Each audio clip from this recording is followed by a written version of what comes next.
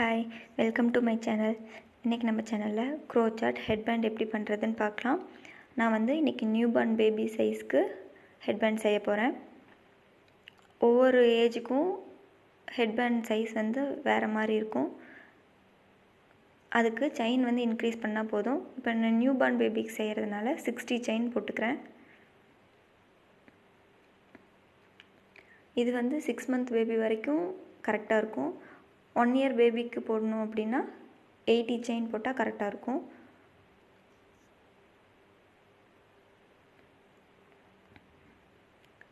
$60 chain போட்டுக்கலாம்.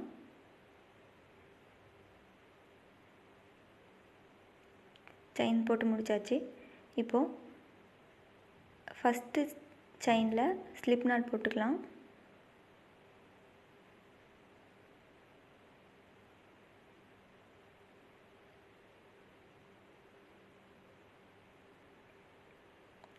Slip not போட்டாச்சு. இப்போது 3 செயின் போட்டுக்கலாம். 1 2 3. இப்போது நெக்ஸ்ட்டு செயினில் 1 டபுள் க்ரோச்சட் போடணும்.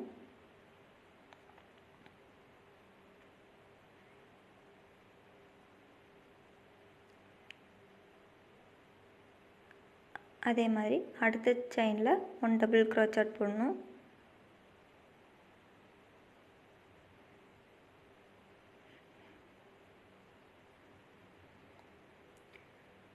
நெக்ஸ்ட் செயினில் 1 டபுள் க்ரோச்சட்.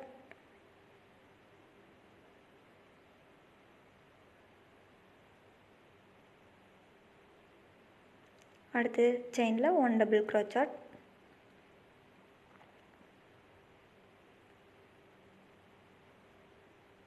இந்த ரவுண்ட் ஃபுல்லாகவே நம்ம ஒவ்வொரு செயினுக்கும் ஒவ்வொரு டபுள் க்ரோச்சட் தான் போட போகிறோம்.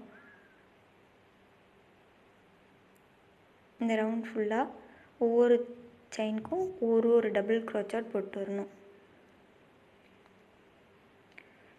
இப்போது ஃபஸ்ட்டு ஸ்டிச்சில் ஸ்லிப் நாட் போட்டுக்கலாம்.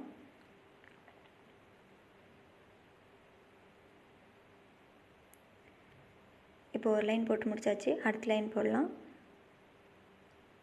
திரும்பவும் 3 செயின் போட்டுக்கணும். 2 3.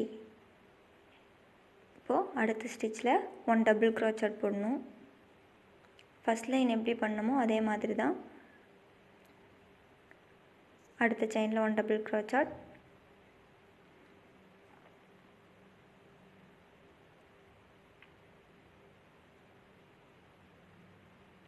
அடுத்த ஸ்டிச்சில் 1 டபுள் க்ரோச்சட் போடணும்.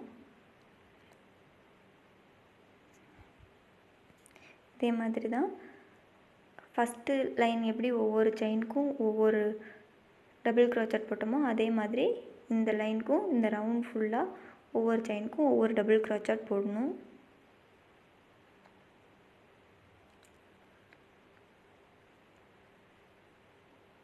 ரவுண்ட் ஃபுல்லாக போட்டு முடிக்கணும். இப்போது ஃபஸ்ட்டு ஸ்டிச்சில் ஸ்லிப் நாட் போட்டுக்கணும்.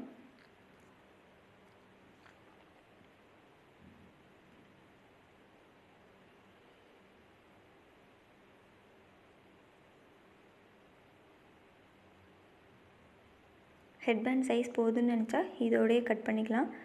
இல்லை இன்னொரு லைன் ஆட் பண்ணுறதுனால ஆட் பண்ணிக்கலாம். நான் இன்னொரு லைன் ஆட் பண்ண போகிறேன். அதுக்கு திரும்பவும் 3 செயின் போடணும். 1 2 3. இப்போது அடுத்த ஸ்டிச்சில் 1 டபுள் க்ரோச்சட் போடணும்.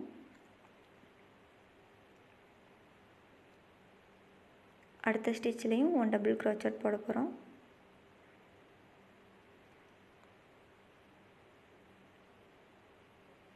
அதே போல் அடுத்த ஸ்டிச்சில் 1 டபுள் க்ரோச்சட். ஃபஸ்ட்டு 2 லைன் எப்படி போட்டோமோ அதே மாதிரி தான்.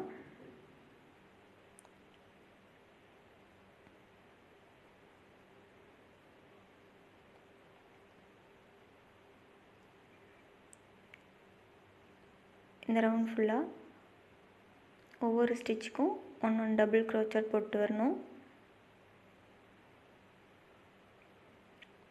இப்போது ஃபஸ்ட்டு ஸ்டிச்சில் ஸ்லிப் நாட் போட்டுக்கலாம்.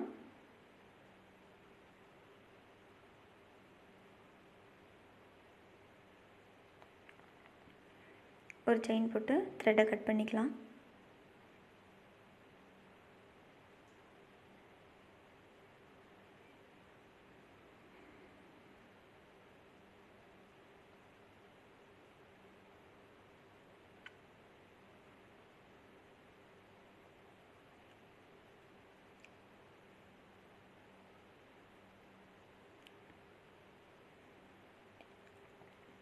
நாட் போட்ட இடத்துலையே த்ரெட்டை கட் பண்ணிட்டோம்னா கொஞ்சம் லூஸ் ஆச்சுன்னா கூட ஃபுல்லாக பிரிஞ்சுட்டு வந்துடும்.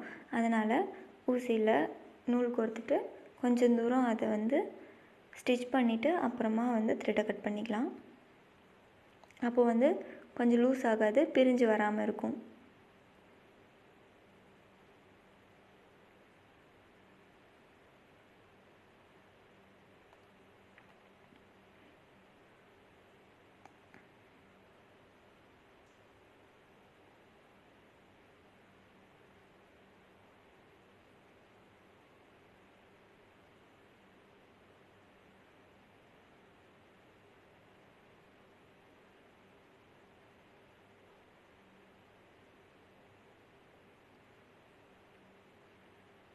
இப்போ த்ரெட்டை கட் பண்ணி எடுத்துடலாம்.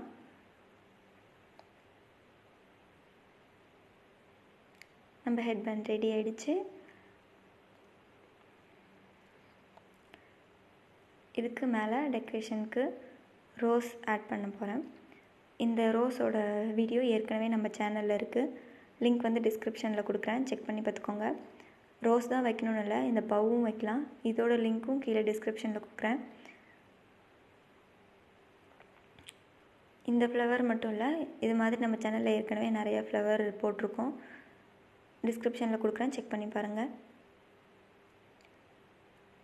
க்ளூ போட்டு ஒட்டினா லூஸ் ஆகிடும், பூ தனியாக வந்துடும். அதனால் கொஞ்சமாக ஸ்டிச் பண்ணிக்கலாம்.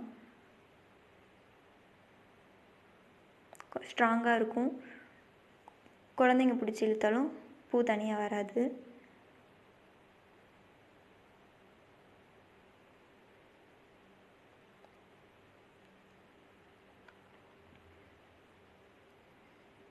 நல்லா டைட்டாக நாட் போட்டுக்கலாம்.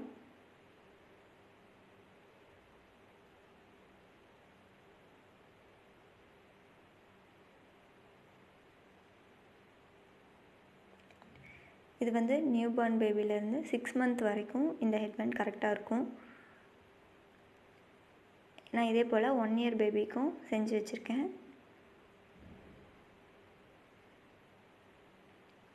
இது வந்து 1 இயர்லேருந்து 2 இயர் வரைக்குமே இந்த ஹெட்பேண்ட் கரெக்டாக இருக்கும்.